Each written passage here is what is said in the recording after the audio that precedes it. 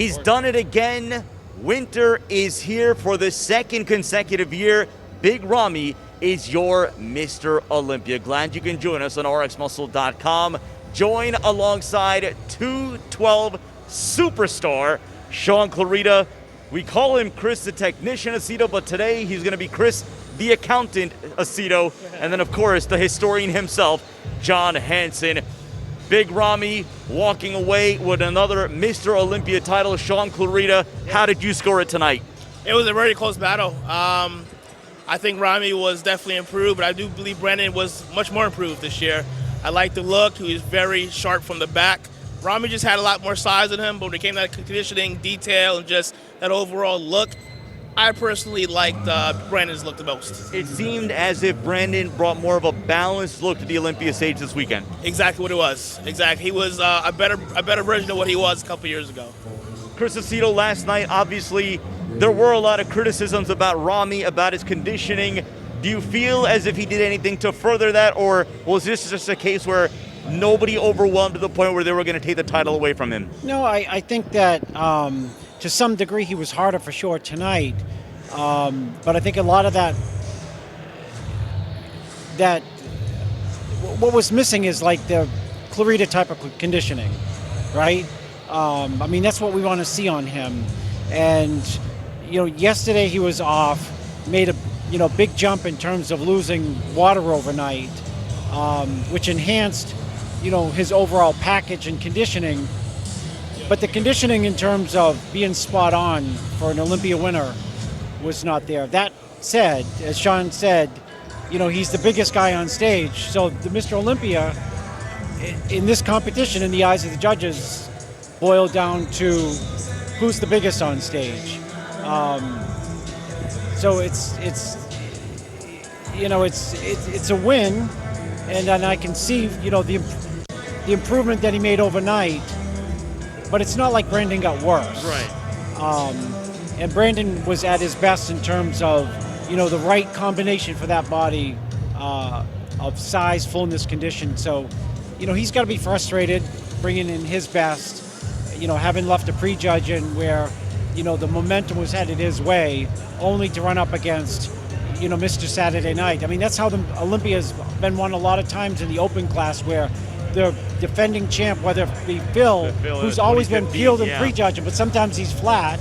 Even Jay would come in flat and prejudge, and then the next night come in full. So, with the open class, it's different than the 212. The 212 is what you see is what you get. Right. 3 days later, they still look the same. That's kind of where I want Those big physiques, there is a lot of volatility in them. And the amazing thing is, Ramy's range of volatility between last year in the Arnold when it was a one-day show and he was like soft in the morning, and the same day very hard. Here he was soft in prejudging, and 1 day later very hard.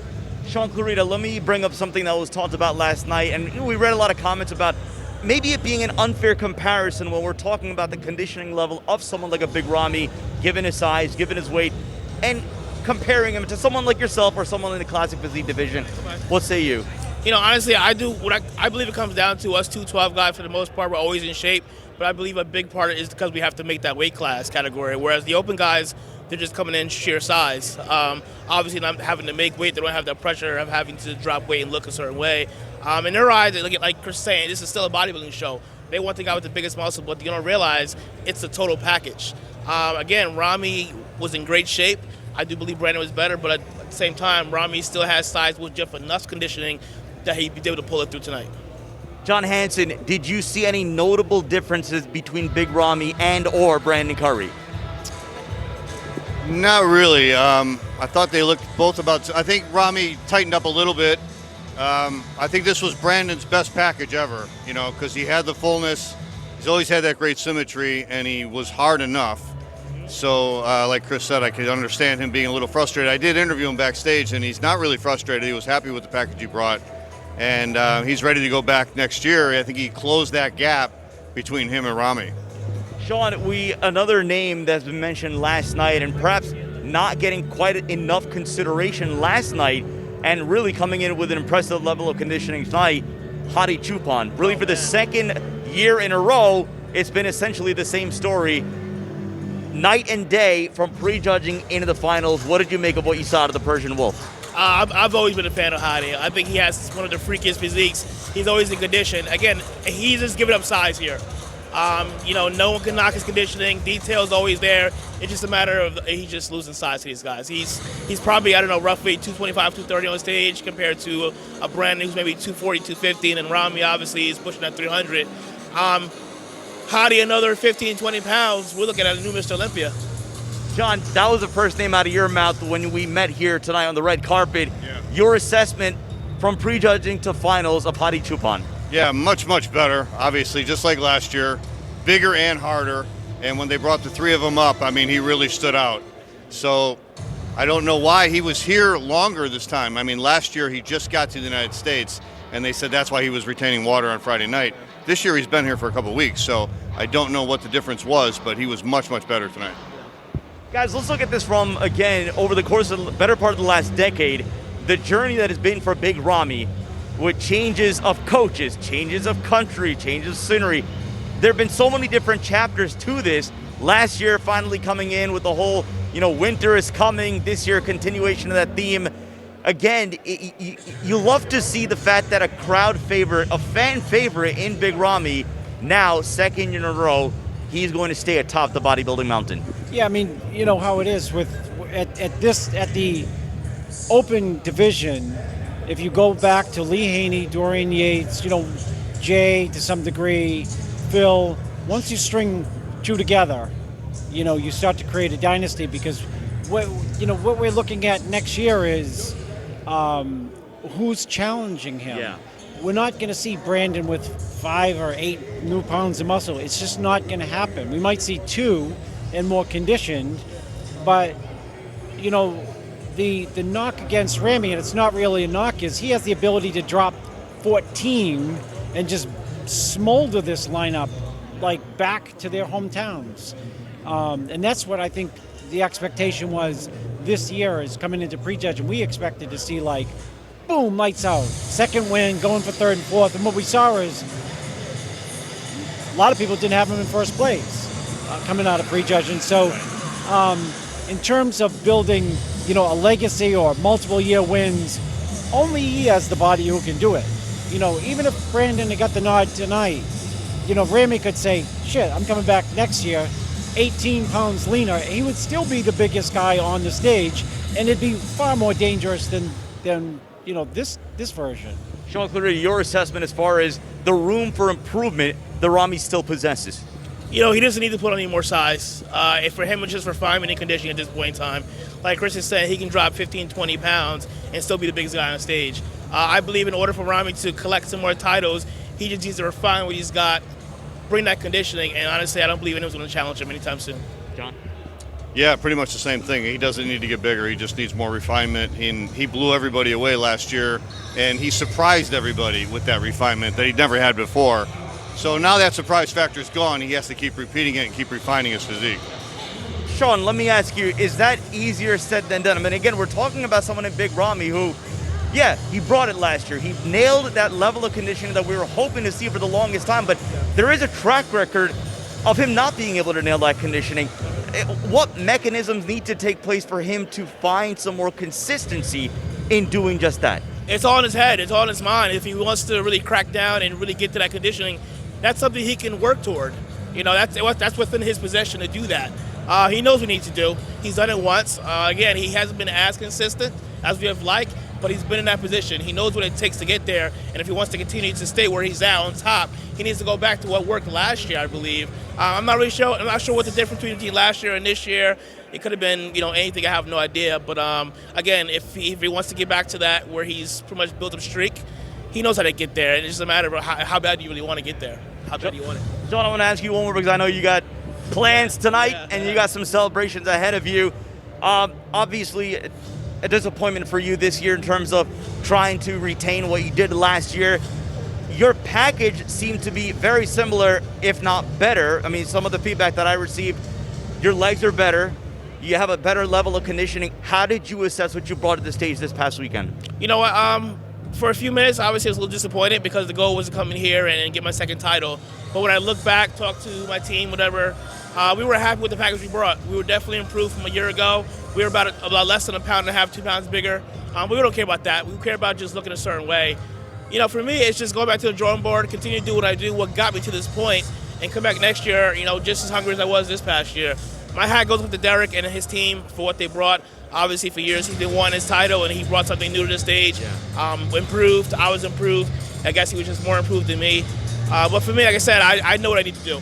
And I know what it's going to take for me to get that title back, and I will get it back. If there are a couple of things that you say to yourself immediately, all right, this in 2021, or rather 2022, are a couple of things that I feel like I need to nail in order to bring that next level of a Sean Clarida. You look at my show between Derek and myself. You got two physiques. You got a guy who has a great structure that's nice and wide, versus myself, where it's a little bit more compact but very dense and very good conditioning. I'm not going to get any wider. I'm not going to get any taller. I know there's areas of my feet that could be better, which will help me get better. Obviously, a little bit more width in the back, upper lats, a little bit more upper chest, and just continue to hammer what I do and bring the conditioning that I bring to the stage. I believe, again, another 2, 3, 4, 5 pounds in my frame with the same conditioning, same tight midsection. I'm going to get that title back. There you hear it, 212 superstar Sean Clarida. Sean, thank you so much for your time. Valuable insight of the conversation. Hey, I appreciate you guys. Thank you so much for having me on here. Of course. John, again, one of the exciting things about tonight is the fact that we saw the further emergence of a Hunter Labrada, of a Nick Walker, and an Ian Valier. Yeah. We're starting to see these young studs. Last year was Akeem Williams cracking that top 6. Earlier this weekend, Jay Cutler, 4-time Mr. Olympia, was inducted into the International Sports Hall of Fame. Yeah. And I asked him for an assessment of where he saw things in the bodybuilding landscape. He said that bodybuilding is in a very, very good, promising, and exciting place. Yeah, that young talent is what keeps the sport going, and we've got some really good young talent, like you said, with Hunter Labrada and Nick Walker, particularly this year.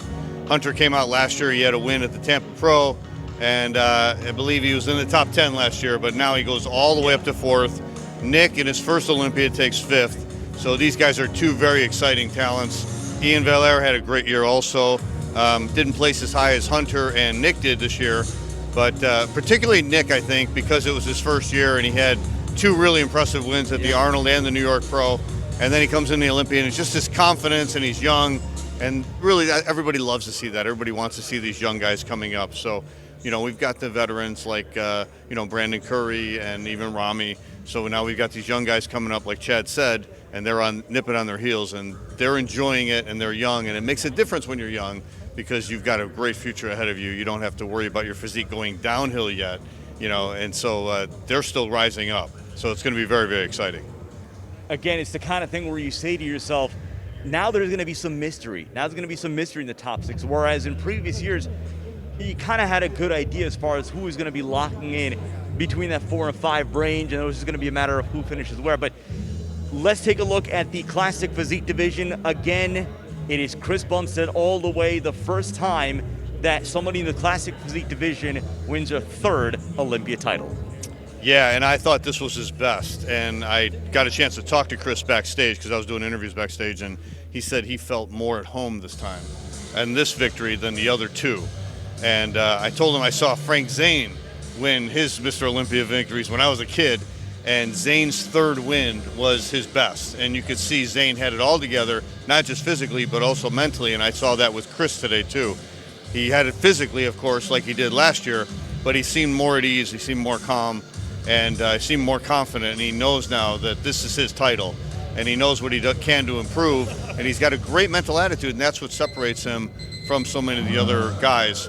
And it's hard to repeat, it's hard to be number 1 and keep repeating, but he's got it mentally, and he's got that confidence, so that's what's going to make him a great champion. And I really don't see anybody close to him yet. We got a couple younger guys like Brian Jones, and I thought Robert Timms was going to, challenge him. These are bigger guys that are, close in structure to Chris, but they didn't bring it, and then the smaller guys like Breon and Terrence were still the ones that were 2nd and 3rd to Chris. So, again, the point has been made again and again and again. Look, Terrence was great.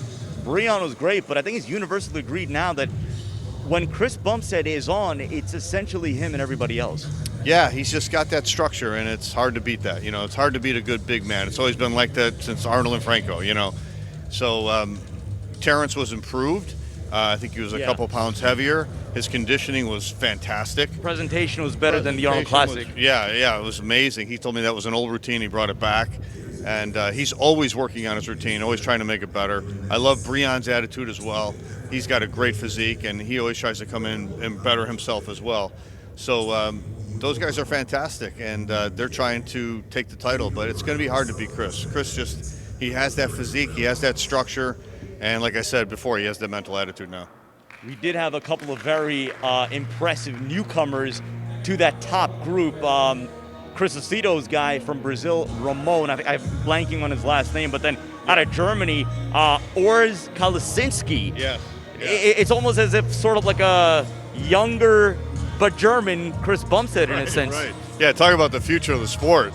This kid's only 23 years old, and you can see he's got so much enthusiasm and so much passion for the sport, and he knows he's good, and he's going to keep working at it. This was only his second time in the United States. He went to Tampa, and now he's in Orlando.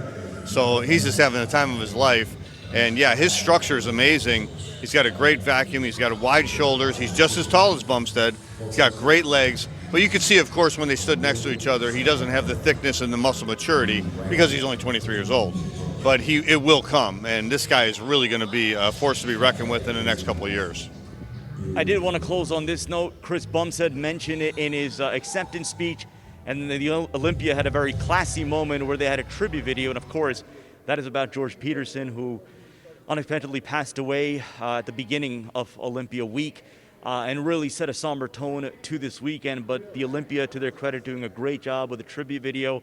And Chris Bumstead, you could tell he was brought to tears because you remember back when George Peterson was in the Classic Physique division, Right. when Chris Bumstead was still finding his way the first 2 years. Competing against George Peterson on that stage. A very touching moment there from Chris Bumstead. Yeah, that was so great, too, that he mentioned that in his speech. And he was brought to tears, like you said. So he knew George personally. And he said the thing that he remembers, of course, was the person that George was, not just his physique and not just him as a competitor, but how kind George was and how, he was always smiling and always tried to make other people feel good. And that's what he remembers, and I'm really glad that he brought it up, because it really wasn't mentioned too much this whole weekend, although they did do the nice tribute for him today at the Olympia.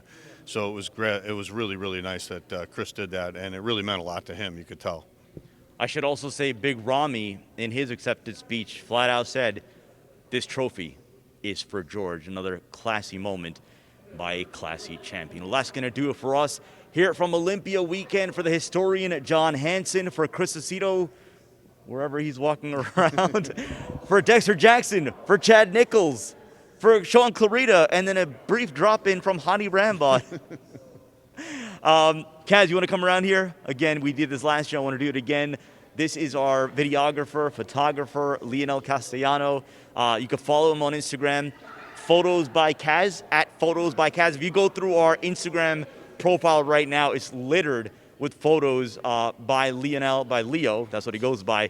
He's a great videographer, he's a great photographer. If you're a competitor, this is the guy that you want to book for your next photo shoot or your next video shoot, whatever your needs are. Thank you, Leo. Excellent job this weekend. Excellent working with you. For the entire RX Muscle team, thank you for keeping it locked to rxmuscle.com.